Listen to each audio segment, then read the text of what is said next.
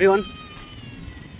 আর আমি আজকে একটু ঝালদা থেকে যাচ্ছি, তো ঝালদা থেকে একটু কাজ আছে। আর আমার ট্রেনটা অলরেডি পৌঁছে গেছে, তো এই ট্রেনটা আর ধরতে পারবো না। তো এই সামনের দিকে আমাদের স্টেশন আছে, দেখাচ্ছি। এই সামনের দিকে আমাদের এখানে স্টেশন কুন্দাগ। তো ট্রেন ধরার জন্য প্রায় এখানেই আসা হয় সকল মানুষ, সবাইকে। তো এই ট্রেনটাই ভাবছিলাম ধরবো, বাট ধরতে পারলাম না, এখন আর ধরা যাবে না। ঠিক আছে, তো নেক্সট ট্রেন আছে একটা 10:30টাতে, ওটাতে যাবো।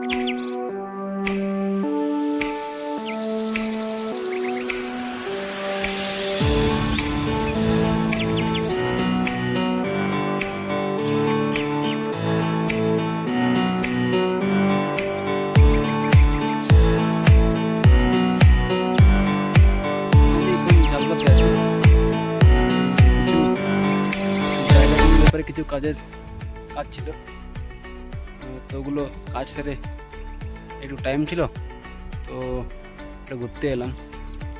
আর এদিক থেকে ট্রেন আসছে, স্টেশনটা ওই দিকে আছে, ওই দিক থেকে ট্রেনটা আসছে। ঠিক আছে,